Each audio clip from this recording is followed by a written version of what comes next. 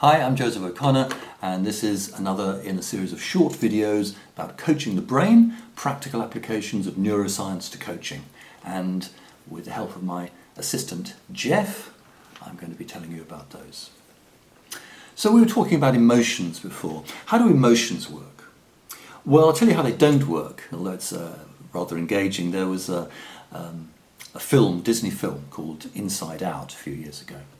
And that was about a young girl, and it showed that the emotions were kind of like little figures, little people inside her head that reacted in different ways. And I thought this was nice idea, and I thought, well, of course it can't really be like that. Can't really have those kind of independent emotions working like that, because if it was like that, then those little people would have to have little people in their head to control them. And the little people in their head would have to have little people in their head to control them. So it kind of goes into an infinite regress, not really possible. So emotions work in a much more complex and interesting way than that. And they work kind of together. So what are emotions? Well, the easiest way that I'm thinking about emotions are they are feelings with meaning. Emotions have a meaning. We have many sorts of feelings, but the moment they have a particular meaning to us, then we get emotional. Yeah. So in other words, we give them meaning. Something happens either externally from what somebody else says or does, some external situation, or we have some idea of our own, some vision, some idea, and then we react to that because it's meaningful. Could be with happiness, could be with sadness, could be with anger or fear. So that means that values are intimately connected with emotions, because values deal with what is important to us, and emotions deal with what is important to us. So the two are very much connected. How do emotions work? Well, very quickly, there's some kind of trigger, something happens on the outside, or we have some idea on the inside, and the signal comes from this subcortical area here, underneath the cerebral cortex, right in the kind of buried down deep in the brain. And these signals travel very, very quickly. They travel in less than a fifth of a second, and this manifests itself, among other things, with a facial expression.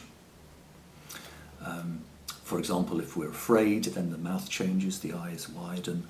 If we're angry, the eyes tighten, the mouth tightens. If we're happy, we smile, the eyes crinkle. And this happens very, very quickly, and it's not controllable.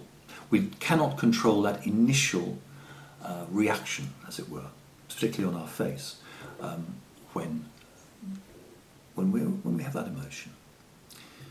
So the emotion surges up, and it's particularly strong if, for example, it's fear, because fear is a very strong and important emotion. It comes from the amygdala, which is a small part of that subcortical area of the brain. So although we can't control the initial reaction to the emotion, we do have a precious moment of awareness immediately after that, where we can decide, what are we going to do? And that, of course, is particularly important with fear. How are we going to meet the threat? And particularly important with anger, as to whether we're going to act on that anger, how we're going to act on that anger. So that precious moment of awareness is where we can make our reaction to that emotion different. We can channel our reaction in a positive, constructive way. And this is the basis of emotional intelligence, which is basically to be aware of and to manage our own emotions, and to be aware of and to be able to manage other people's emotions. And we'll be doing a lot about this on the next course of the neuroscience of emotions and values. And it's very important to understand the neuroscience of emotions. How can we be emotionally intelligent if we don't know how emotions work? It's not possible. How can we deal with values when they're so intimately connected with emotions if we don't know how emotions work? Now, one emotion, very important emotion, is fear, of course.